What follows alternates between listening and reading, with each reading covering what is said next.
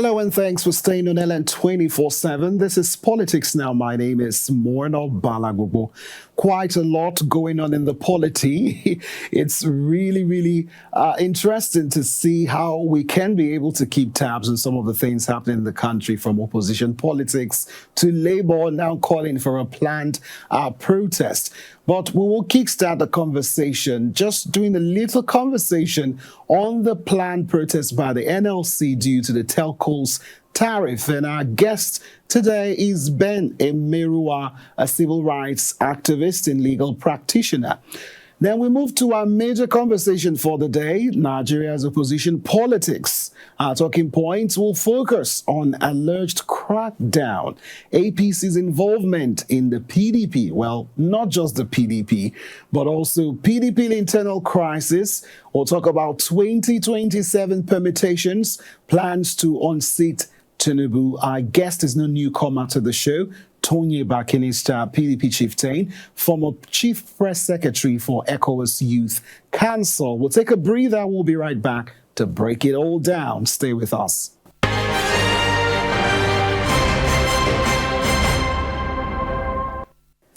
All right, let's begin by telling you that the House of Representatives Committee on Communications is interfacing with the leadership of the Nigerian Labour Congress to avert the nationwide protest scheduled for the 4th of February 2025 over the 50% hike in telecom tariff. The Nigerian Communications Commission recently approved a 50% tariff increase for telecommunication companies, citing prevailing operational costs. Now, miffed by the development, the NLC vowed to embark on a nationwide protest, calling on the federal government and the National Assembly to revert to the old tariff in the interim.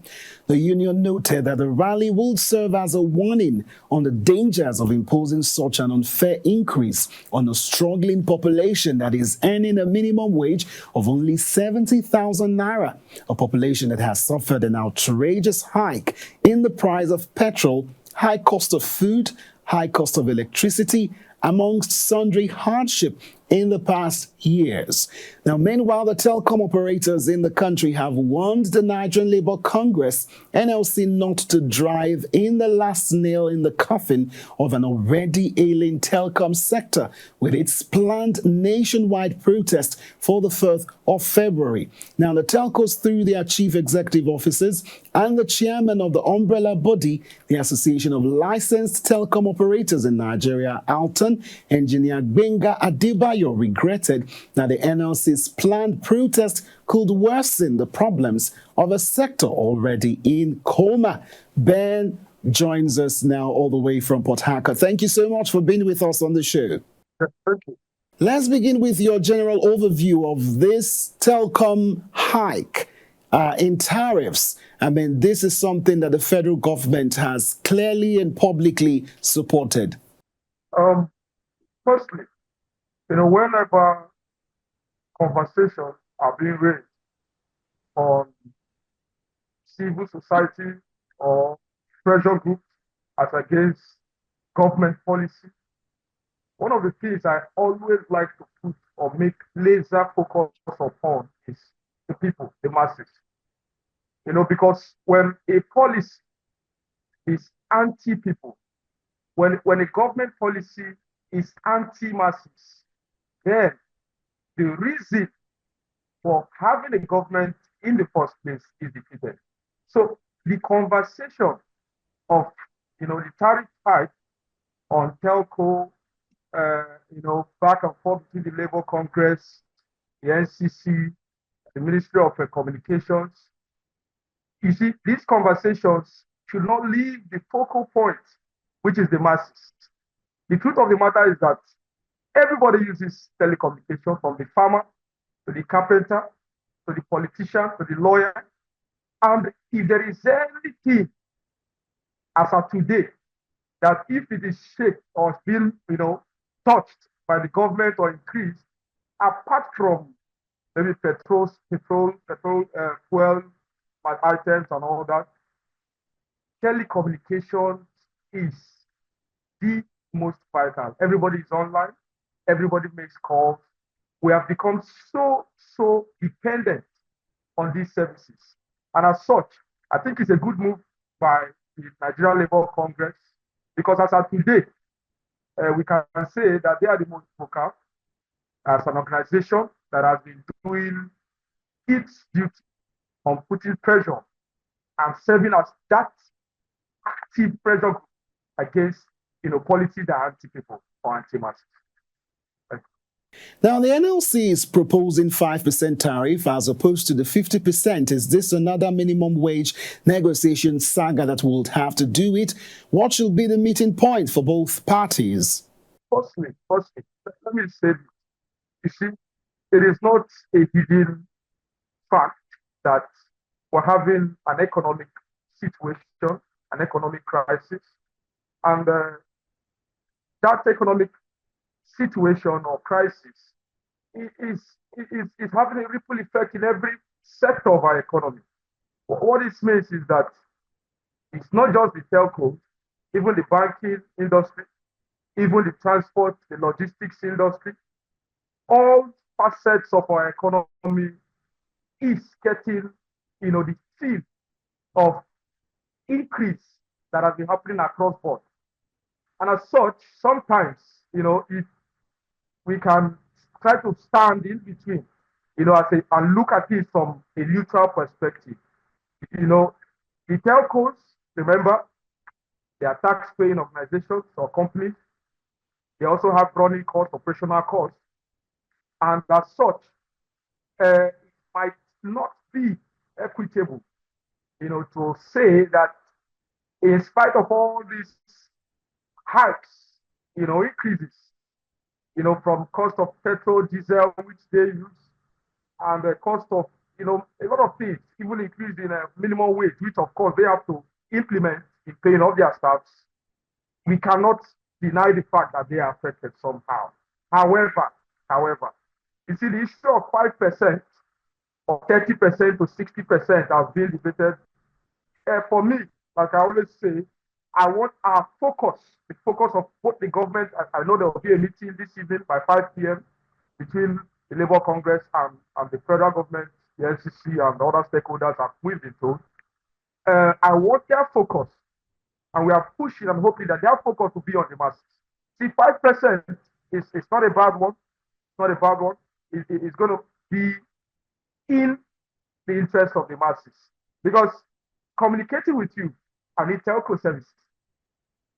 Reaching out, talking to my family, I need telco services. Speaking with people I do business with, I need telecommunication services. So for me, whether they are doing it, an increase of 5%, 30% to 60%, for me, I want the federal government, the NCC, the Ministry of Communications, Mr. Minister, to put the masses at the forefront, irrespective of whatever ways it can be done, but put the masses at the forefront. Right now, Nigerians are overburdened with increments, daily increments here and there.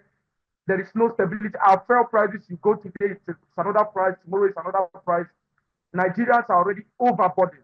Now you can imagine waking up to a 50% increase in services, which what it means is that if you use 1,000 naira, for instance, to make a total call of 10 minutes before now, a 50% increase means 1,000 can give you 5 minutes.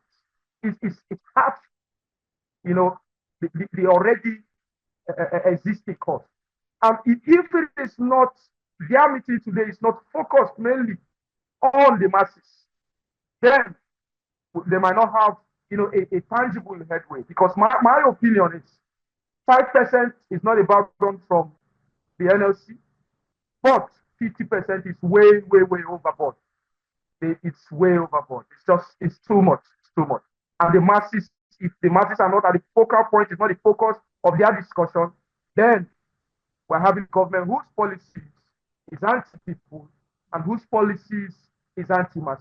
Marister Ben, is protest the way to go? How about furthering negotiations with the federal government? Okay, thank you. Firstly, Section 40 of the 1999 Constitution of the Federal Republic of Nigeria as amended enshrines the right to freedom of assembly and freedom of association. And on that basis, the NLC draws constitutional rights, constitutional privilege as a legally constituted body registered under the Trade Union Act of Nigeria, and as such can engage in protest, civil rallies as it deems fit. In my opinion, you see, protest sometimes is the tool which not just the NLC, but civil organizations, pressure groups use as the last resort when governments or government bodies, organizations have turned deaf ears to the cries of the people. And for me, negotiations, yes, sitting together at the table, discussing, ironing issues out is the best way. But hey, if a government policy is anti-people and anti-workers, for me, the NLC sees protests or rallies as their last resort, of course, as guaranteed by the Constitution. And if negotiations this evening, as we've been told, that it will hold at 5 p.m.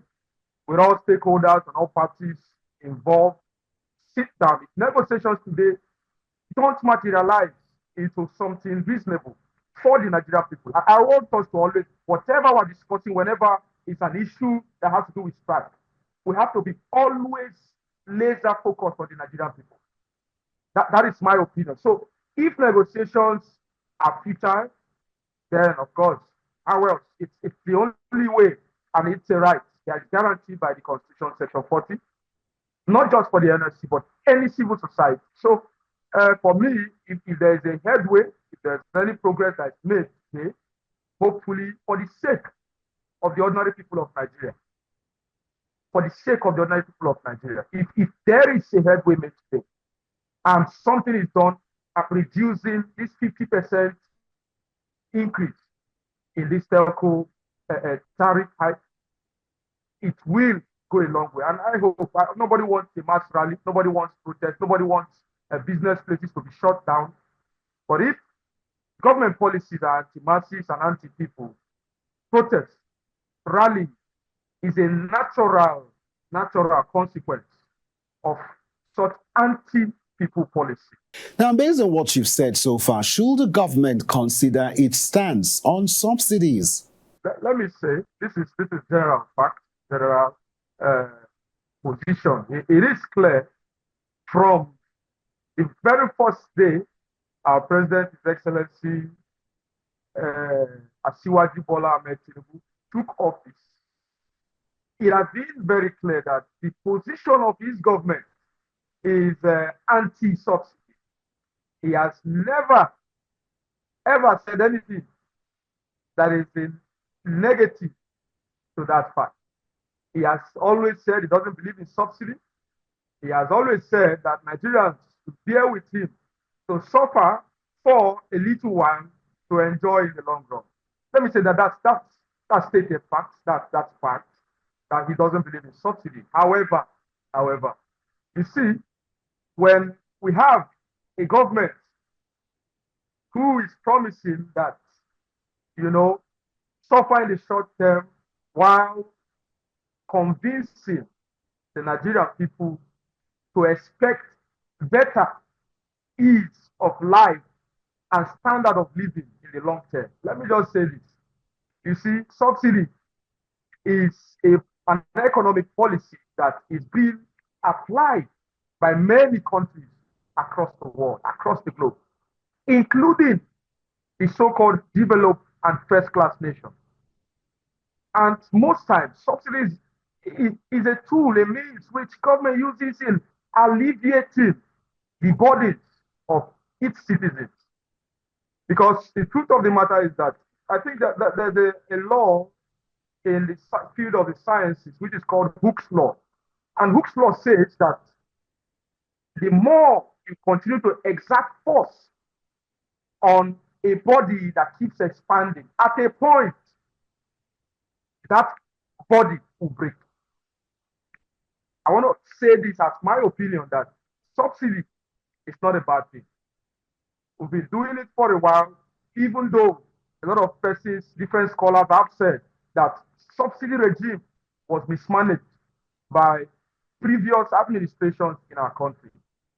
It is even still rumored that even as of today, that petrol, premium motor spirit, which is PMS, and I think diesel as well, is still subsidized to a large extent. And that we are not yet, as Nigerians, paying the actual cost for fuel. So if a government sees that its policies is only increasing the burden and the sufferings of its people, subsidy is a policy which is used globally, even by the big wigs, the big nations, the big countries. I will keep saying it. If the focus of government is not on the people, because after Asiwaju's government tenure elapses, Nigerians are still here. We remain. We are a constant. Government will change, but the people remain. And you know, the only thing this government can do, not just on the telecom issue, is to reconsider subsidy. Reconsider subsidy. We know the position of the government is against subsidy as an economic policy. However, it is clear that if you continue, you see, subsidy, for me, to be reconsidered in a nutshell by the government. Asiwaju's government has been clear on its position on subsidy. So, for me, for the sake of the people, for the sake of the ordinary Nigerians, subsidy should be reconsidered on not just the issue of telco, but even the issue of electricity, the issue of, you know, some parts and sectors of the economy, which goes right to the ordinary Nigerian. So for me, subsidy is an economic policy that should not be completely discarded or thrown out by President Tinubu's administration. We want to thank you so much, Ben Emeriwo, for being with us, legal practitioner and human rights activist. Thank you. We'll take a quick breather, and when we come back, we'll move to our next set of conversation, which has to do with Nigeria's opposition politics. Stay with us. We'll be right back. What makes the political system what it is today? What are the recurring issues? Order. The tussle for power. An extremely problematic area. The tension.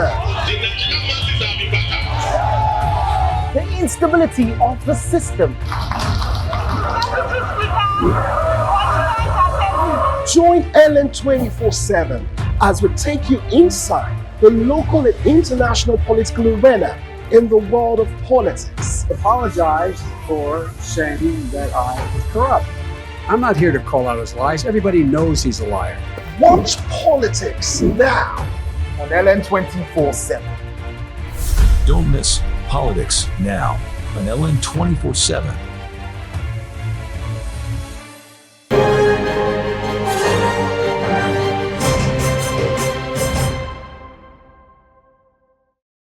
Glad to have you back with us on Politics Now. This time around, let's move the conversation further and talk about Nigeria's opposition politics.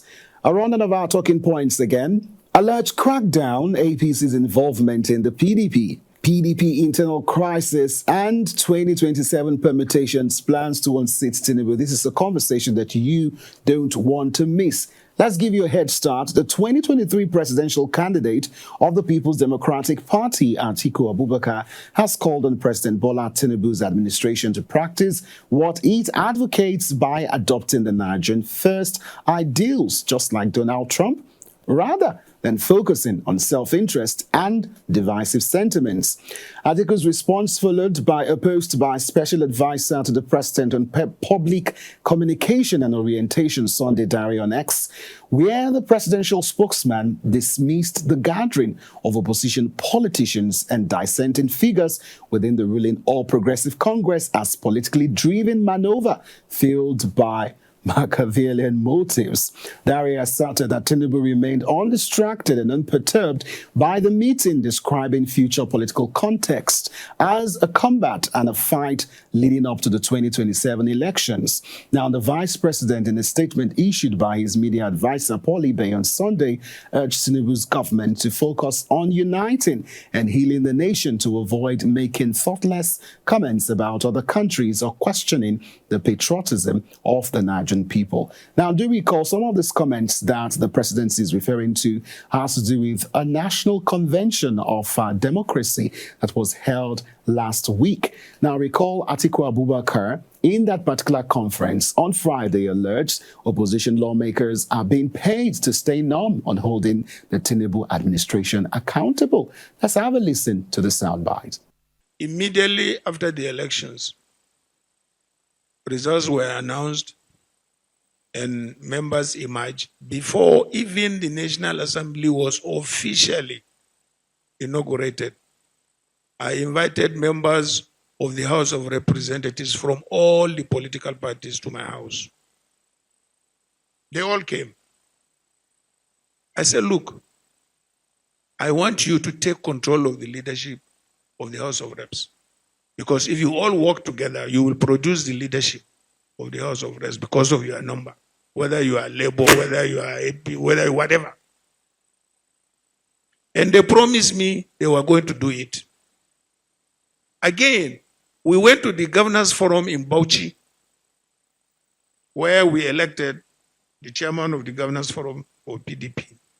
Again, I called the members of the National Assembly, particularly House of Reps, and reminded them about the meeting we had in Abuja in my house. Make sure when you are electing your leaders, you conform to what we agreed. They went, and they were given money, and they all dispersed. Now, Atiku Abubakar is not the only one receiving the heat from the presidency and from the All Progressive Congress. At the same event, El Rufai, former governor, chieftain of the ruling All Progressive Congress, noted on X that if he were still in the President Tinubu's led government, his stance about the administration would remain unchanged. El Rufai, after bemoaning the lack of internal democracy and active party structures within his party, I'll read what he said in his words. I no longer recognize the party organ that I met 2 years ago. But let me not read his words. You listen from the horse's mouth himself. So there seems to be a project to destroy all the opposition political parties.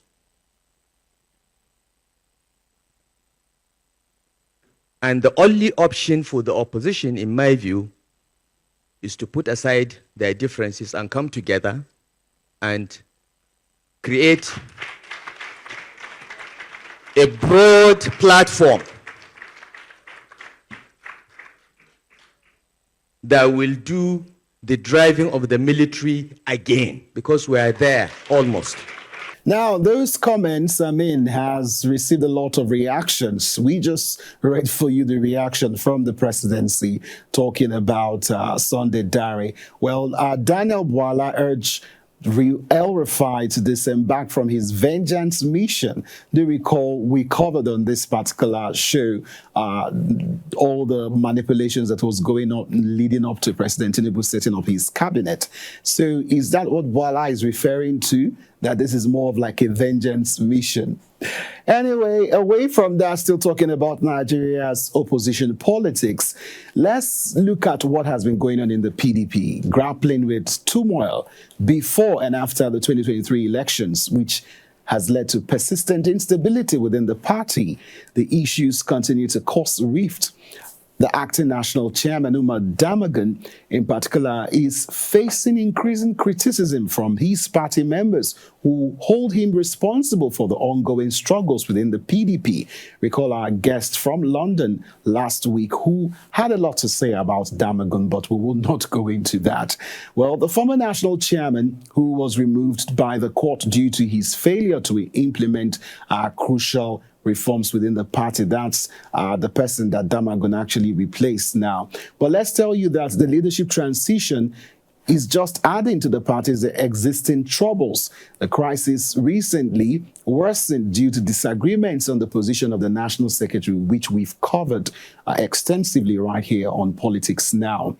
Now, in a bid to resolve that crisis, the governors of the People's Democratic Party, PDP, advised their party's National Working Committee to reschedule its national NEC meeting to the 13th of March. They made the call in a communique issued in Asaba, Delta State, after a meeting with 12 of the PDP governors. The communique was signed by Bauchi State Governor. Also, the NWC, led by Damagun, postponed the NEC meeting prior to this time in the last 3 months, a decision rejected by the Board of Trustees. Now, the meeting was finally rescheduled for February, but it's looking like it's not going to hold. Away from that matter, loyalists of the minister, Nyesom Wike, have also hit back at the governors on the platform of the PDP that, of course, due to their support of Ude Okoye as the national secretary. So you can see, all in all, it's just, basbos, permit me to use that word, from within the party, not outside the party. Pretty interesting, but Toye Bakanista joins us again on the show via audio call. Thank you so much, Toye, for being with us. Thank you very much, my brother. Now, we started this conversation last week, so I would love for you to react to the Governors Forum meeting. The resolutions is not really sitting well with some persons in your party. Well, I call it resolutions now because the PDP governors are not really leaders in the party, but they're just governors. But at the same time, we can't deny their influence. What's your say? Okay, first and foremost, the PDP is the major opposition party in Nigeria, like rightly said. And over the weekend, there was a Governors Forum meeting, which you just highlighted.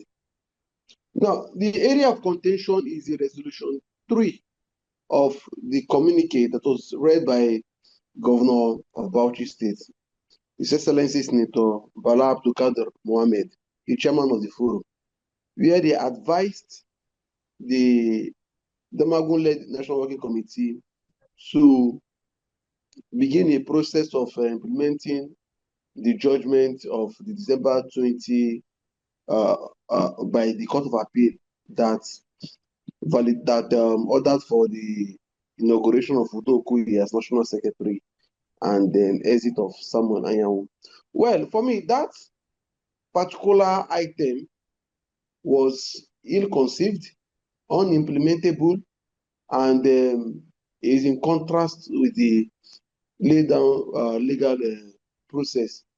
The reason why I say so is because while there is a judgment from the Court of Appeal on that said date, there is another judgment from the same Court of Appeal sitting in Abuja, where the court ordered an interim stay of execution ante bellum of that December 20 judgment. You understand me? So, and that simply means that for now, everybody should continue the way it were, even before they started the whole litigation and the whole war, until the final resolution. So, if this such order exists, then I don't know where the governors or who advised the governors to make the kind of pronouncement they made on in item 3 of their resolution. Furthermore, sir, the Governors Forum, let us not forget, it is not an organ of the party. The Governors Forum is not an advisory forum of the party. In fact, the party does not recognize Governors Forum in this constitution. So the Governors Forum is more like every association of people within the same profession, occupation, and like minds. coming together. So as governors, yes, they have the right to give opinion, but they cannot give directive. And any opinion or advice that they give is still subject to the discretion of the relevant organs. And it depends on whether they are lawful or not. Because governors are elected to govern their states. Remember, they were not governed to administer the affairs of the party. Now, prior to this time, Damagun said NEC meeting will hold in February. I believe from all indications, it was going to hold this month. Now, the PDP governors are saying 13th of March. Which way for your party, Tonye? How are you people going to solve this problem? Well, let me clarify. First and foremost, Damagun did not fix NEC meeting in February. The decision to fix NEC meeting in February was taken at an expanded meeting between the Governors Forum, the Board of Trustees, the National Working Committee led by Damagun, the National Assembly caucuses, the Senate and the House of Reps, former Governors Forum, and other stakeholders. That was in November, that was around November 2024, where that show was reached.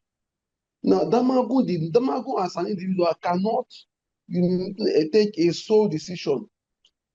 Every decision made is collective. However, as the chairman of the party, it takes responsibility once decision is taken. Also, at the BOT meeting that was held, was not last week? Yes, on Wednesday.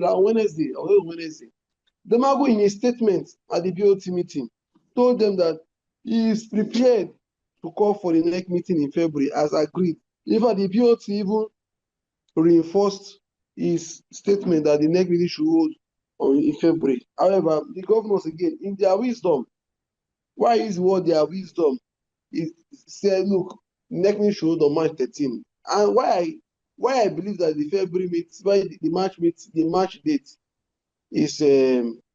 should be considered is because PDP will hold our zonal congresses in this month of February and March. So after the congresses, the NEC need to ratify the outcome of the process. You understand? So fixing it in February, hold NEC in February, and then do a Congress in March. Some Congress in March. So I used to call for another NEC meeting. You wait for the next quarter of the NEC meeting. So it is best that since February and March are fall within the first quarter of 2025. Well, fine and good. So again, like I said, it's an advice subject to the discretion of the implementing organs of the party. Now, for your guests that said the Damagun is the product of the party, I keep challenging everybody, and nobody has given me any response. It is not just to say somebody is a problem. Tell us how and why is it the problem. What has Damagun done? Or what is he supposed to do that he is not doing? Or what has he done that he shouldn't have done? So you see people talking Damagun, it's just about politics. It's simply because their political interests, perhaps is not is perceived not to be protected by Damagun. Not because Damagun is bad, but because Damagun is not playing to their agenda. And I keep saying it and I stand by it. But let me ask you, Tonye, is Damagun playing to the agenda of Wike? No, let me explain again. Damagun, if Damagun is playing to the agenda of Wike, let me ask one question. In Edo State, Wike Allah is national vice chairman of South, Chief Danobi. During the Edo governorship election, Danobi publicly endorsed Senator Monday Okpebolo, the candidate of APC, because of his political friction with the then Governor Godwin Obaseki. When the issue of suspension of Chief Danobi was brought to the National Committee, did Damagun protect him? No. Among the 27 states where PDP did their congresses, tell me which of the states that Damagun handed over to Wike? None. So why are people keep saying Damagun, Wike? That the reason again, like I said, they are against Damagun, is because they want to use Damagun to persecute Wike. I do persecution because when you pursue partial justice, it's injustice. Justice is fair, and either you pursue it completely or don't pursue it at all. Now, this dates back to the meeting that was held sometimes August 2023, when some people felt that Wike should be disciplined for admitting to work for Asiwaju Bola Tinubu of APC and also accepting ministerial position. In that meeting there, the man told them, he said, look, if you want to suspend Wike, it has to be a collective decision for everybody. And everybody must append their signature. I will also sign. And also, everybody told that this anti-party in their various states, everybody that sent nominations to President Tinubu for appointment as board members or any category of positions, will also include them in the suspension, in the disciplinary measure. Guess what? Nobody furthered the conversation. That meeting, you had the former Vice President Atiku Abubakar, you had the governors, you had some NWC members, some former governors, and some former Senate presidents. Why? Why didn't they? Because the BOT chairman did anti-party in Abia State. The presidential candidate did anti-party in Yobe State and Nasarawa State that I know of, supported the governors of APC for the election. Who again? A lot of them, mention anyone will tell you what they did. We have their record. Even in Rivers State, the likes of Uche Secondos and Co. They supported Tony Cole of APC, it's not anti-party. All the governors under PDP, they all nominated board members into Tinubu administration. A lot of them are negotiating with Tinubu for one thing or the other again, other chieftains. Our National Assembly members, they are singing on your mandate, which are on Tinubu, on the floor of the chambers of the National Assembly. On the floor, on that hollow chamber, they abandoned the Arise to Compatriot or Nigeria will hold it to on your mandate we shall stand. Was it Tinubu mandate that brought them to the National Assembly? No. So if you want to address injustice, address all or don't address at all. You really had time to defend that narrative out there. But away from that, what are your submissions? Let's move to the broader picture of Nigeria's opposition politics and talk about some of the comments from former Vice President Atiku Abubakar over the weekend. I don't want to go into details because you've been following the story yourself. So let's start with Atiku Abubakar. Well, you see, while I won't doubt the claim that the federal government has been making inducements on some opposition members or leaders. I will, however, question the motive and sincerity of the person that made such claim. Why? Because why not mention names? You see, this is one thing. You don't give facts. You just put up an allegation. So I'm an opposition member now. The president has not paid me any money. If you said it, or the federal government has not given me anything, they've not induced me in any way. Now, if you not say they are not inducing opposition members, who are these members? What are the categories of these members? Understand? Why not say, okay, this and this and this and this and this? So if you have facts, it's spill. If you don't have facts, you don't need to overeat the polity. Because that statement made by the former vice president, a lot of people started accusing some leaders of the party who are not in quotes in their good book as justification to say they collected money from Asiwaju. So to me, I don't think it was appropriate. However, I think it's more appropriate if you say, okay, the federal government contacted this and this and this to induce you for this and this and this. If you have your facts, but if you don't have your facts, you don't have to make claims because he who allege must prove. And that is for the statement. That's why I said, to an extent, I share the sentiment of the federal government, advising those that are making such spurious claims not to overeat the polity. Now, secondly, again, because some statements may look innocent. However, they can be damaging.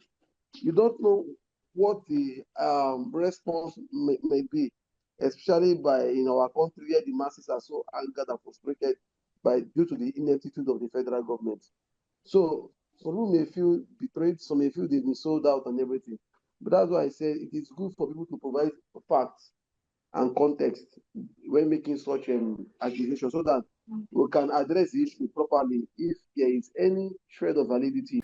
Well, Tony, some people will beg to differ in terms of Abubakar mentioning names because, some will say that will be too low for him to go. But let's move away from what he said to what El-Rufai said, former governor of Kaduna State. He did not refer to persons, but particularly said that there is an agenda supposedly by the APC government to crack down on opposition. Can you help us make sense of that? You see, if El-Rufai, I don't take El-Rufai seriously. And if anybody is from Kaduna State or anybody that has been in Kaduna State between the periods of May 29, 2015 and May 29, 2023, I think they will know that I'm not being unfair to El-Rufai when I say I don't take him seriously. This was a man that, in all evidence and everything, took certain decisions, arrested people, including my own people that are close to me, for criticism, publicly threatening international observers before the 2019 election that look, their safety is not guaranteed. They will return home in sack bags. That they call it, and all of that. So if a man that ruled like an emperor with iron fists in a democratic setting did all this, crack down on opposition, how do you think him staying out of power, being kicked out of the power game in the villa, and denying his ministerial position he thought he had gotten? Of course, he will want to play the saints, play the activist, and play the act as if he's a messianic figure for Nigerians to rally behind him. I don't think so. However, that is for the messenger now. Now for the message again. Is the federal government cracking on opposition? I wouldn't want to say yes and I wouldn't want to say no. The reason because for me, for any arrest, I will look at the reason. For instance, Showore arrest. To me, I believe that it's witch hunt. Showore's arrest. But again, there are some arrests that are not really witch hunt. Let me give you an instance. The former NHIS Executive Secretary was arrested of recent. I don't think it's witch hunt, whether I criticize the federal government or not, because a public servant must be held accountable for his actions. Now, looking at a united stance of these politicians, most especially Rotimi Amechi, Atiku Abubakar, El-Rufai, some members of the PDP, do you still think any sort of coalition is on the horizon to work against President Tinubu's chances for 2027 elections? Well, first and foremost, these men are politically expired. I say it with every sense of responsibility. I use the word politically, so I'm not damaging their person. I'm not talking politics. These men have been in government for 20 years, 15 years, and all that. In the last decade, they've been on top. The question is, what did they do while in office? Why is it that politicians, whenever they lose out in the power game, they always come together, converge, and find way to capture power? What is the end goal for themselves or for the entire society? If it's society, then let us look at the antecedents. The El-Rufai, Atiku, and co, they are part of the drivers of APC at the embryo stage. What happened? Atiku fell out with them because he was not given what he aspired for within the APC. First, he was denied the presidential ticket. Second, the BOT chairman that he allegedly lobbied for, he was denied. And thirdly, they were moved by the then government of Muhammadu Buhari to cut down his influence within the party. And incumbent president Tinubu, he became aggrieved and he left and returned to PDP. El-Rufai has been a vocal critic of Atiku. Vocal because he was having it good with the then APC government of Muhammadu Buhari. How can they suddenly realize that they share the same goal? They say we were in PDP together, don't forget, during Obasanjo's administration. And they were working fine until they fell out again. Obasanjo and Atiku fell out. El-Rufai aligned with Obasanjo and Atiku became the demon. For Atiku, El-Rufai was the demon. Again, back to the APC, the same. So he just repeats. We are tired of this. Secondly, for Peter Obi, come on. This this man is not different from the others. My view, it's not different from the others. The same style. If it doesn't go your way, you come out, you claim the Mr. Nice Guy, the public activist and everything. Once it comes your way, you start eating, and then a new set of people comes up and start calling you this and that. I saw some people who went to some people went to see Muhammad Buhari. I'm talking about Atiku and Co. And I was just laughing. So if you want to form a mega opposition with the intent of capturing power to satisfy your age-long ambition, that is not what Nigeria wants. Nigeria wants a political party and political players that will seek for power with the intent of using that power to offer good governance and strengthen our institution that will serve public interest. Now, from what you just said, do you think this administration is governing right? First and foremost, this administration is one of the worst in the history of this country.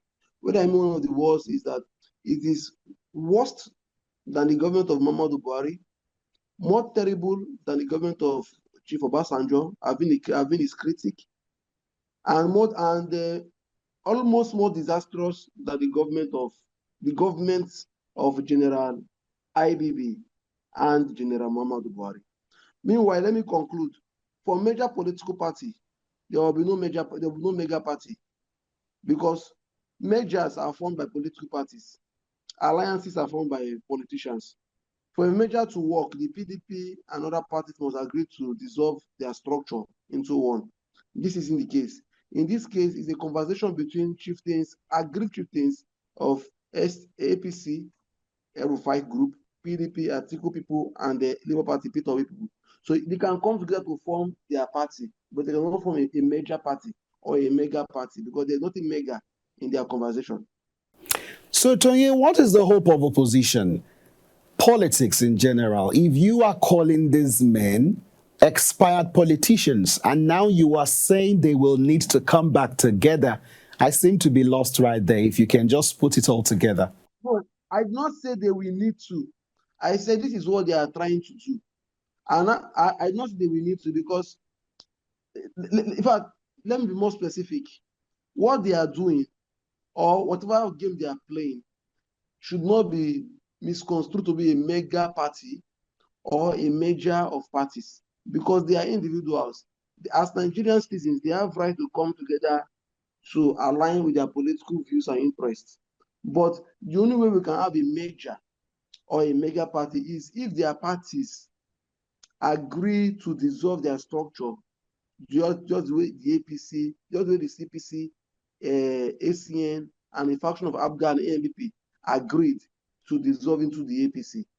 In the present circumstances, it is about the interest of Atiku, Obi as individuals, Obi, El-Rufai, and whoever agrees is aligning with them.